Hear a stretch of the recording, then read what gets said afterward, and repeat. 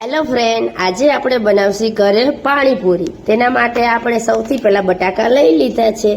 હવે બટાકાને આપણે છીલી લેશું। બટાકા આપણા છીલાઈ જાય એટલે હવે આપણે તેને ચપ્પુ વડે ઝીણા એવા કટિંગ કરીને સુધારી લેશું। તમે જોઈ શકો છો આપણે નાના એવા પીસમાં બધા બટાકા સુધારી લીધા છે। આપણા બધા બટાકા સુધારાઈ ગયા છે। હવે આપણે તેને બાફશી। તેના માટે આપણે ગરમ પાણી થવા મૂકી દીધું છે। પાણી આપણું સરસ એવું ગરમ થઈ ઉકળી જાય પછી આપણે જે ઓલા બટાકા સુધાર્યા હતા તેને આપણે સરસ એવા ધોઈ લીધા છે। ધોઈ અને હવે આપણે તે જે પાણી ઉકળી ગયું હતું એની અંદર આપણે એડ કરી દીધા છે। હવે નાખી દઈએ આપણે તેમાં સ્વાદ અનુસાર મીઠું નાખીને હવે આપણે કુકરને બંધ કરી દઈશું ઢાંકણને। આપણી એક વિસલ થશે તો આપણા બટાકા બફાઈ જશે। બટાકા બફાય ત્યાં લગીનમાં આપણે પૂરીનું એક પેકેટ લઈ લીધું છે। હવે આપણે તેને તરશી। તેના માટે આપણે તેલ ગરમ થવા માટે મૂકી દીધું છે। તેલ આપણું ગરમ થઈ ગયું એટલે હવે એની અંદર આપણે થોડીક એવી પૂરી એડ કરી છે। હવે જારા વડે સરસ એવી આપણે એને 2-3 વાર હલાવશે હળવે હાથે એટલે સરસ એવી આપણું તેલ આવી ગયેલું ફૂલાઈ છે એટલે આપણી પૂરી જો કેવી સરસ ફૂલીને દડા જેવી થઈ ગઈ છે। હવે આપણે બધી પૂરીને જારા વડે કાઢી લેશી।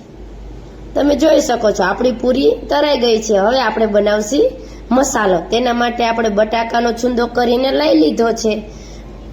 હવે એની અંદર આપણે નાખશી ખાંડેલું જીરું 2 ચમચી। હવે એની અંદર નાખશી આપણે ધાણા ભાજી અને હવે નાખી દઈશી તેમાં સ્વાદ અનુસાર મીઠું।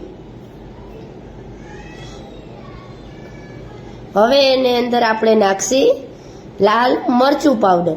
જો તમે જેટલું તીખું ખાતા હોય એ પ્રમાણે તમે એમાં એડ કરી શકો છો। જો તમારે એમાં ગરમ મસાલો નાખવો હોય તીખા નાખવા હોય જે લોકો જેવું ખાતા હોય એ આપણે મસાલામાં એડ કરી શકીએ।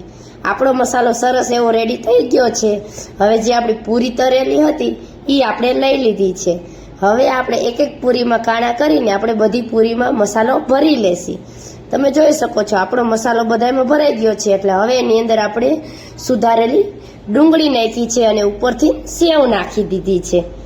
હવે આપણે તેને ટેસ્ટ કરશી કેવી રીતના બનશે। તેના માટે આપણે ખાટી આંબલીનું પાણી લીધું છે। હવે એની અંદર આપણે નાખશી દહીં બહુ ખાટું નથી, આંબલી ખાટી એટલે દહીં થોડુંક મોડું છે। અને હવે એની અંદર આપણે નાખશી તીખું પાણી। હવે આપણે ટેસ્ટ કરી કેવી બની છે।